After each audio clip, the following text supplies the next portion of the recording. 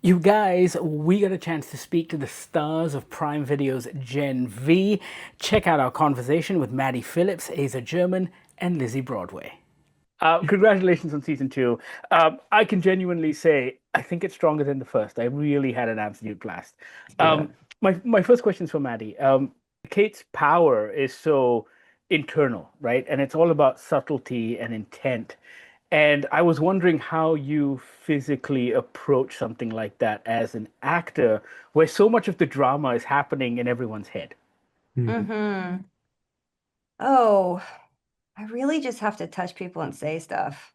Really. Like, I don't know. I wish I could go into how like my process is really difficult and like whatever, but I mean, I think the writing is so cool and when you watch and it looks cool, it's really I'm really not doing anything. I really just I just Touch people and say stuff. touch people and say stuff.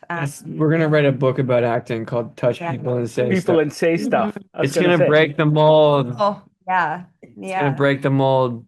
How to act. Well, you know what? It translates incredibly because Yeah. it Awesome. it Well, all thank you works, so right? much. Asa, Lizzie, your relationship was kind of central to everything that happened in season one, and of course, we see a different side of it in season two. I was wondering if you guys could tell me about, I guess, Sam and Emma. Like, Sam's no longer just violent intensity and childlike innocence anymore in this season. And Emma's found interesting new things about her powers. Could you talk to me about where that relationship goes without spoiling anything in season Mm, two? Mm, mm, mm, mm. mm. Yeah, I think that you're meeting these two people at such different points in their lives. You're meeting much more developed people in certain ways. That doesn't necessarily mean that it's positive development, but you're finding, a couple people who are dealing with the results of very intense actions and in very different ways. I think that when those people meet, it's like a re-meet. Re-meet. We Yeah, should tag that. yeah, Re-meet. re-meet. Yeah, Yeah. we'll tag that. That What does that mean? no. Yeah, we'll tag that. We'll get back. We'll circle back I with you just on think make that. it a thing. I don't Yeah. yeah. But nonetheless, I think that in those kinds of relationships, as people evolve, you try to deal with whatever that is, and you hope that it evolves positively. Could have said it better. Yeah, Yeah. thank you. Well, that's why it's a remake, I guess. Re-meet. Yeah. I like that. Remake. Hashtag re-meet.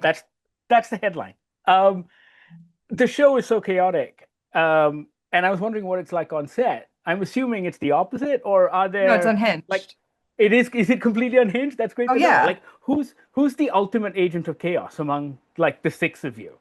I think we're all incredibly professional people who just no, I think it's a nice little balance of energies. Honestly, I think we all like really do like we all understand how hard the crew works and how early they have to be up and how long they're there. And so I think even though we do have a lot of fun, I think we also try not to be a pain and cause too much chaos.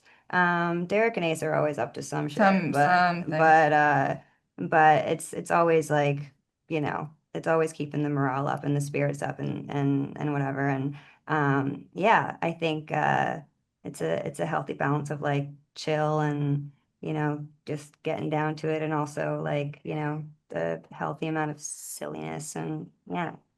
Yeah. There's a really cool thing with, I mean, now that we've set everyone up in season one, season two has the ability to kind of deepen its ties with the boys. But I was wondering if any of that kind of weighed on you as being a part of this much larger universe, or does it actually not come into play when you're making this show? It's so interesting because I really feel like our show has its own identity. It's such a different world, and the tone is the same, but it's a very different story than theirs. And so it's Maddie and I having gotten to go over to their show and also exist in our own.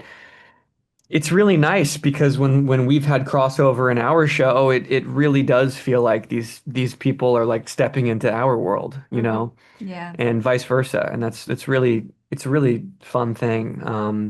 And I think that the most brilliant thing about that is that those two stories, they complement each other so well, but they also stand on their own so well. No, we were putting our review together after watching the first few episodes, my colleague and I, and that was the first thing we said. We said, what's great about Gen V and The Boys is you don't have to watch The Boys to enjoy Gen V, Yeah. and vice versa. And I think that's absolutely brilliant. It's so difficult to do, right, in this Yeah, yeah. universe of multi-connectedness nonsense. But you Yeah. know, I'm running out. I'm all out of time. But Oh, guys, bummer. congratulations. I'm not any chosen one. Chosen ones are like Harry Potter, Neo, fucking Frodo, fucking Frodo. Season 2 of Gen V is now streaming on Prime Video. Check it out. Let us know what you think. Sound off in the comments. And thank you so much for watching.